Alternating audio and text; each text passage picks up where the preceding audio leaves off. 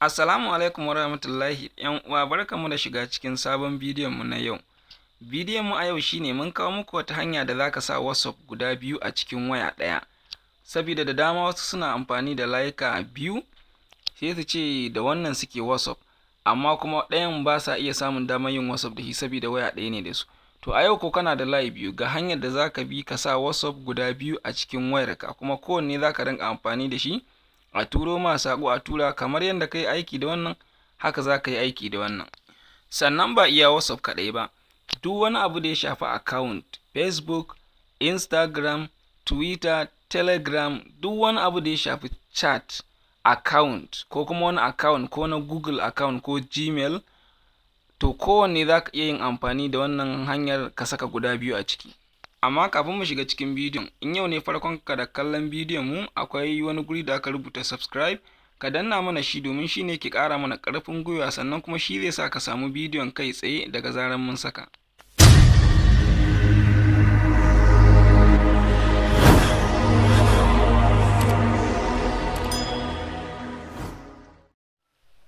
Yawwa, da farko abin da za ka fara nema, hanyar farko shine Play Store wanda kake ɗauko application. To ga Play Store nan kamar yadda kuke gani, in ka shiga Play Store za ka yi searching ɗin application mai suna multiple account. Amma multiple account ɗin da dama akwai application ɗin da ba ingantattu ba, wanda in ka shiga za ka ga kamar ma an yi hacking ɗin account ɗinka ne, kuma ba hacking ɗin account ɗin aka yi ba, daga application ɗin ne. Application ɗin shine wannan na farkon, ga logon shi nan, bara in shiga application ɗin ku gani. Ga application ɗin nan za ku gani an yi rating ɗin application ɗin. Saboda mutum miliyan 10 sun download din wannan application din, kasancewar shine ingantaccen. Ga shi nan kamar yadda kuke gani, ni na riga kada bata lokaci, na riga na yi downloading din shi, sai dai in danna in bude. Bayan na danna na bude, zai zo mana fuskar application din. To wannan da kuke gani ita ce fuskar application din. Kamar da kuke gani, zan iya sa Facebook sama da 3 ma ni a ciki. Akwai Facebook Lite zan iya sa guda biyu, akwai normal Facebook shi ma zan iya sa guda biyu. To duk abin da ka gani a ciki, in ma baka ga wanda kake so ka sa guda biyu ba, kamar yanzu WhatsApp din nan akwai alamar ina amfani da WhatsApp akan wannan waya kenan. To in ina so in ƙara WhatsApp din, sai in danna shi haka. Gashi nan yana adding now, yana ƙara WhatsApp din kenan.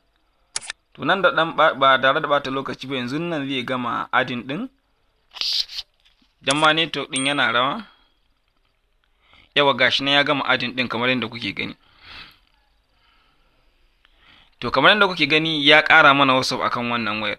Yanzu zan iya dannawa, in ina da wani layi zan iya sakawa in ci gaba da amfani da WhatsApp ɗin duk iri ɗaya da wancan, kuma kowane layi.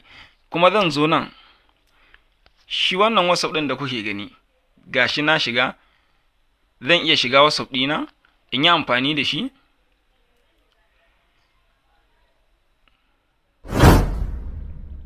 To kamar da kuke gani, wannan shine WhatsApp ɗina.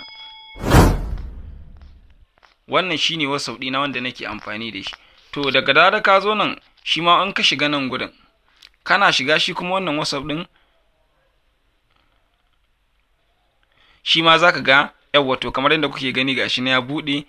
Ɗayan inda na riga na sa number na register, shi kuma za ku ga ɗayan ya buɗe min, na ci gaba da amfani da shi ma. Haka Facebook, haka Instagram, haka kowanne duk application ɗin da baka gan shi a ta nan gurin ɗin ba, to za ka zo nan ka danna plus ɗin nan. To daga zarar ka danna plus ɗin nan, zai nuna maka duk wani account da yake akan wayar, ko Google Chrome ne, ko Telegram ne, ko Instagram ne, duk wani abu da kai adding, to zai zama guda biyu akan wayar. In ka shigo nan za ka yi amfani da shi, in ka shiga can za ka yi amfani da shi, kuma different account ne, ba wancan na da ba. Mun gode da kallon bidiyon mu na DG NAHTECH. Kada ka manta, an baka danna mana subscribe ba, ka danna mana subscribe, sannan in bidiyon nan ya burge ka, ka danna alamar like, domin shi ma ke ƙara mana ƙarfin gwiwar, ƙara himma wajen zaƙulo wasu bidiyoyi masu amfani a gare ku gaba ɗaya. Mun gode.